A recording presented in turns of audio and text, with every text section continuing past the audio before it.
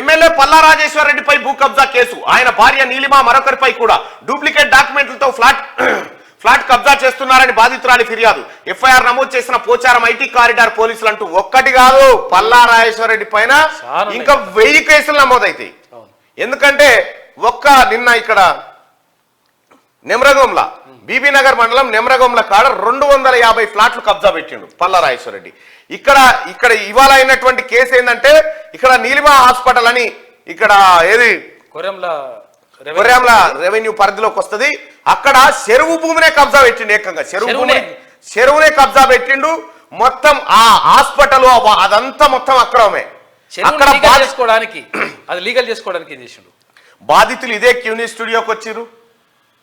బాధితులను బెదిరిస్తూ బాధితుల మీద గూండాయిజం చేయబోయినటువంటి పల్లా రాజేశ్వర రెడ్డికి ఆ రోజే చెప్పిన నిన్ను వదిలిపెట్టా బిడ్డ అని చెప్పేసి.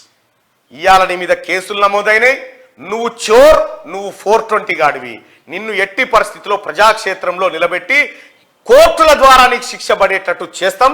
ఖచ్చితంగా పేద వర్గాలకు న్యాయం జరిగే విధంగా మా ప్రయత్నం కొనసాగుతుంది. ఇంక ఇవే కాదు పల్లా రాజేశ్వర రెడ్డి, రోజుకోటి ఉంటుంది నీ కథ. ఎందుకంటే నువ్వు చేసిన అక్రమాలు అన్నీ కాదు. పాపం పల్లా రాజేశ్వర రెడ్డి భార్య నీలిమ ఉంది. ఈ లంగా ఉన్నాడుగా, ఈ లంగా కంటే ఆమె 1000 వాళ్ళు నయం. ఆమె పేరు ఖరాబు చేసిండు.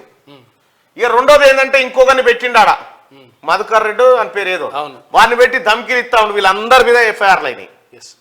విచారణ కొనసాగుతా ఉంది. చాలా ఉన్నది కథ, ఇప్పుడు ఇంకా చాలా ఉన్నది. పల్లా రాజేశ్వర రెడ్డి యూనివర్సిటీలు, పల్లా రాజేశ్వర రెడ్డి మెడికల్ కాలేజు అక్రమ నిర్మాణాలు, వీటన్నిటి భరతం ఖచ్చితంగా పట్టి తీరుతాం. పేద వర్గాల కడుపు మీద కాలు పెట్టినావు నువ్వు కొడక. కాదు, చెరువుని మాటికే చేసి చెరువుని బ్యాంకులో తనఖా పెట్టి 30 లక్షలు తెచ్చిండు. చెరువు భూమి దాన్ని లీగల్ చేసుకోవడానికి చెరువు భూమిని తాకట్టు పెట్టి